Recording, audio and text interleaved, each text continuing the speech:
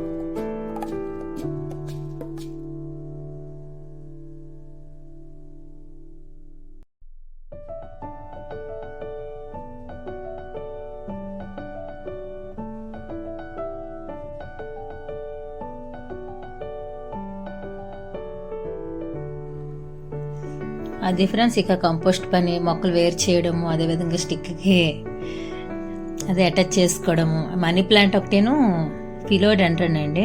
ఈ రెండు మొక్కలు కూడాను 2 స్టిక్స్ వేరే వేరే పెట్టుకున్నాను. మీకు చూపించలేదు, నేను అవన్నీ కలిపి మీకు చూపిస్తానండి. అదేవిధంగా బయటకు వచ్చాను. ఇక స్పైడర్ ప్లాంట్కి ఏమో చుట్టుపక్కల లీవ్స్ అన్నీ కూడా ఎండిపోయి ఉన్నాయన్నమాట. ఇక అవన్నీ కూడా కొంచెం క్లీన్ చేశాను. అది ఫ్రెండ్స్, ఇదంతా కూడా మొక్కల పని అనమాట. ఇక మొక్కల వర్క్ అంతా అయిపోయేసరికి కొంచెం ఎక్కువ టైమే పెట్టేసిందండి.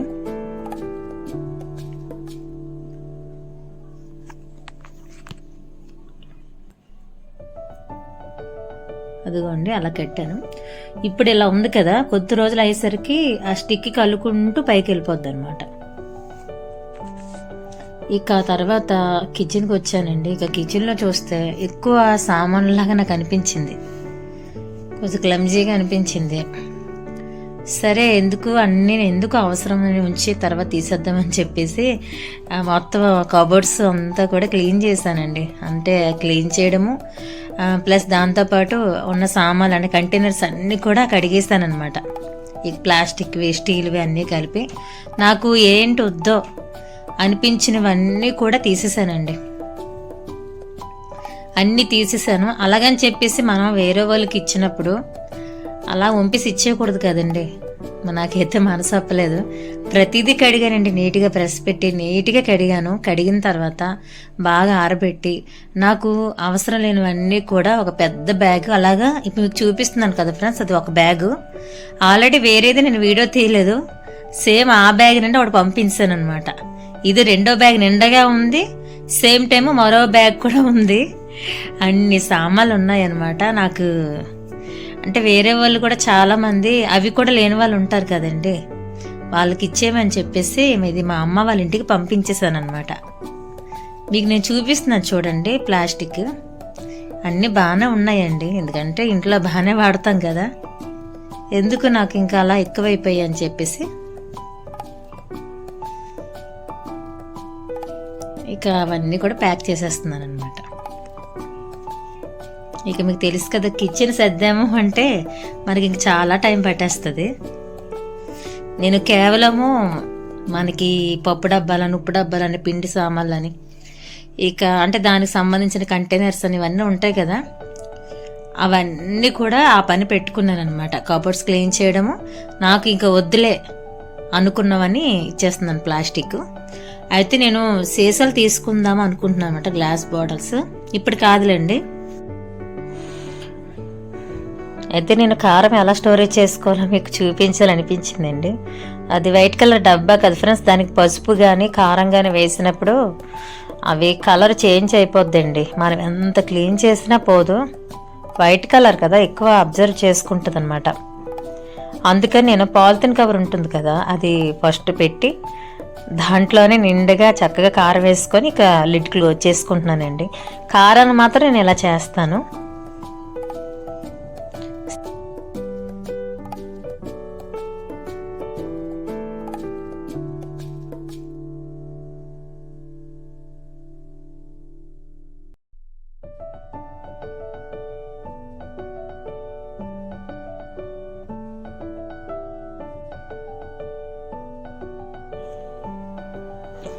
ఇవి చందువ చెరువు చేపలు ఫ్రెండ్స్, ఇది మీకు తెలుసు కదా, దీని పేరు చందువ, ఈ చేప పేరు.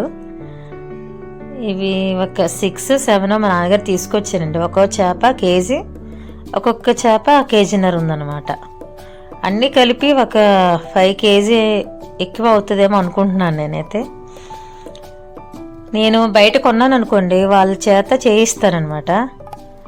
మా నాన్నగారికి ఇవి చేయడం వచ్చు కదా, గట్టిగా ఉంటాయి మనం చెయ్యాలంటే. అందుకని ఇంకా ఎలాగా ఉన్నారనమాట మా పేరెంట్స్, వాళ్ళే చేస్తున్నారు. వాళ్ళు చేసి నీట్గా కట్ చేసి ఉప్పు కారం అంతా పెట్టేశారనమాట. అన్నీ పెట్టేసిన తర్వాత ఇస్తే నేను చక్కగా బాక్స్లో స్టోరేజ్ చేసుకున్నాను. అయితే ఇంట్లో మేము చేపలు తెచ్చుకున్నప్పుడు ఎలా క్లీన్ చేస్తామో చేపల్ని అనేది మీకు చూపిస్తున్నాను, ఒకసారి చూడండి.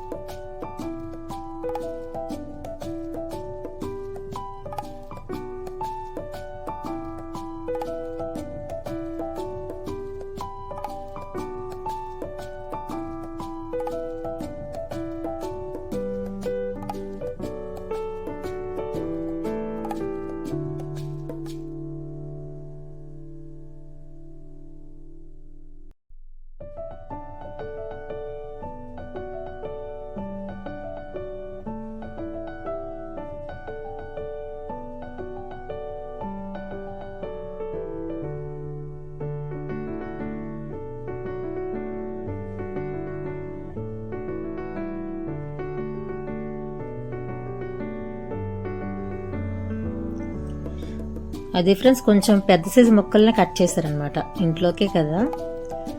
చాలా టేస్టీగా ఉంది, చాలా ఫ్రెష్గా ఉంది చేప ఎప్పుడు కూడా డీప్ ఫ్రిడ్జ్లో మనం స్టోరేజ్ చేయాలనుకుంటే తీసుకున్నప్పుడు ఆ చేప ఫ్రెష్గా ఉందో లేదో చూసుకోవాలి ఒకసారి.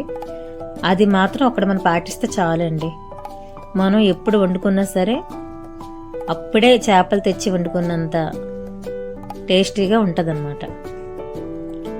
అది ఫ్రెండ్స్ ఇక 2 బాక్సుల్లో నేను పెట్టేశాను అనమాట.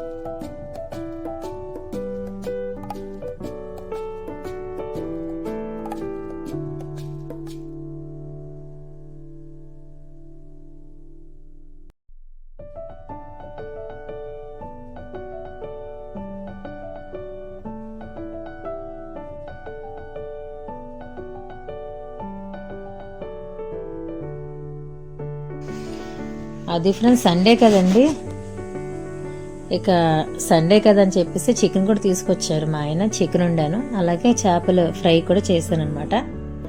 ఈలోపు కొంచెం టైం దొరికిందని కొంచెం మేగడ ఉంది ఫ్రెండ్స్, స్టోరేజ్ చేసింది. పెరుగు మీద మేగడని నేను కేవలం అది వెన్నకి నెయ్యికి నేను యూజ్ చేస్తాను. పాల మీద మేగడని మాత్రం నేను కర్రీస్కి యూజ్ చేస్తాను. మీకు ఆల్రెడీ ఆ వీడియో తీసాను కదండి, చూడండి ఒకసారి చెక్ చేయండి నా ఛానల్లో. నేను ఎలాగ చేస్తున్నాను కదా అని మీకు ఒకసారి చూపిస్తున్నాను అన్నమాట. వెన్న ఎప్పుడు తీసిన తర్వాత 2-3 సార్లు కడిగి మనం వాడుకోవడం మంచిదండి.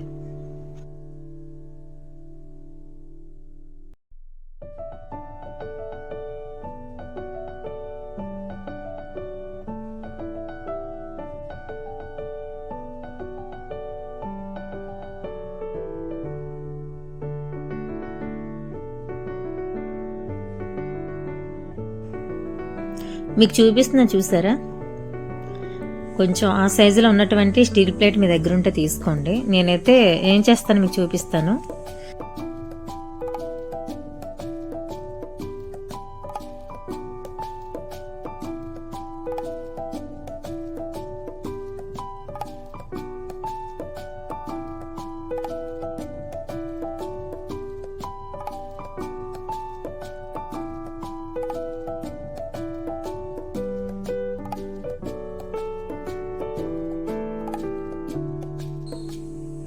వెన్నంతా కూడా ఇలా ప్లేట్లో తీసుకోండి.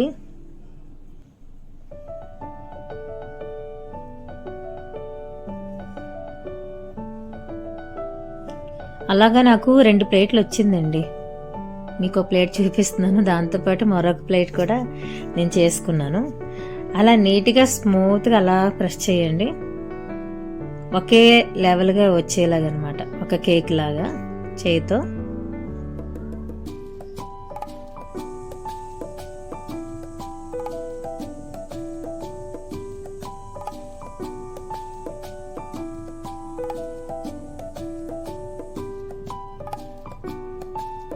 అంతే ఫ్రెండ్స్, అలా నేను చేసుకున్నాను అనమాట 2 ప్లేట్లు. ఇలా చేసిన తర్వాత మనం ఫ్రిడ్జ్లో పెట్టుకోవాలండి.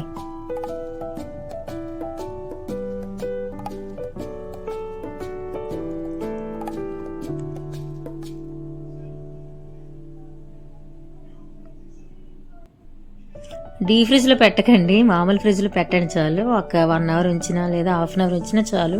ఎందుకంటే మనం కట్ చేసుకొని మళ్ళీ డీ ఫ్రిడ్జ్లో పెట్టాలన్నమాట. ఇదిగోండి ఫ్రెండ్, ఒక హాఫ్ అన్ అవర్ 1 అవర్ అంత ఉంచాను. ఇక ఉంచి తీసేసరికి అది నీట్గా గడ్డ కట్టేసినట్టు అయిపోద్ది అనమాట. వెన్నంతా కూడా గడ్డ కట్టినట్టు అయిపోద్ది. మనం చాకుతో నీట్గా పీసెస్ కింద కట్ చేసుకొని అవి ఇక డీ ఫ్రిడ్జ్లో పెట్టేసుకోవడమేనండి.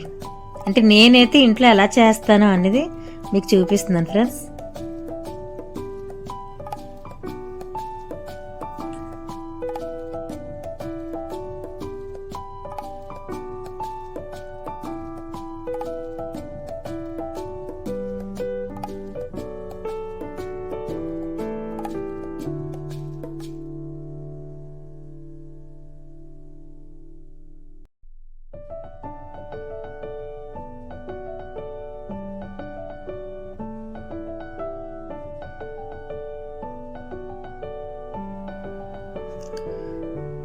అది ఫ్రెండ్స్, నేను వెన్న అలాగే నేను తీసుకున్న తర్వాత కొన్ని ఉంచానండి కొన్ని ప్లేట్లో. ఎందుకంటే అవి కొద్దిగా నెయ్యి చేసుకుందామని ఉంచి నెయ్యి చేసుకున్నాను.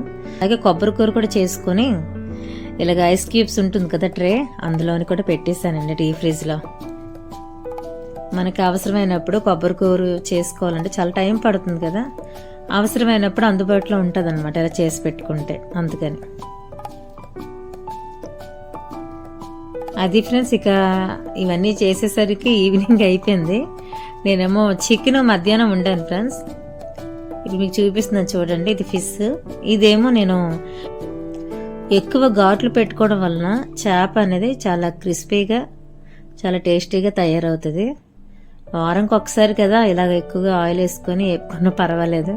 వారం అంతటి తినే ఫుడ్లో మాత్రం కొంచెం జాగ్రత్త పడితే మంచిదనమాట, అది నా ఉద్దేశం. అది ఫ్రెండ్స్, ఇక మీకు చూపిస్తుందంతా సండే వ్లాగ్ అండి అది.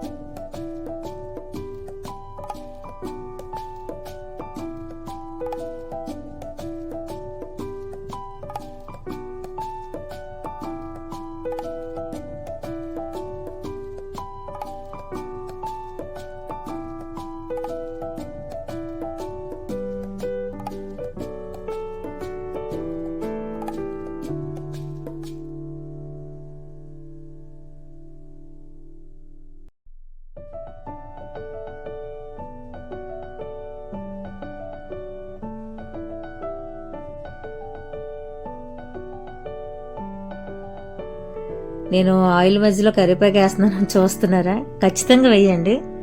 కరివేపాకు ఫ్లేవర్ అనేది ఫ్రై చేపకి చాలా బాగుంటుందండి, కాంబినేషన్ అనేది. ఒకసారి మీరు అది చేసి చూడండి, ఓకేనా.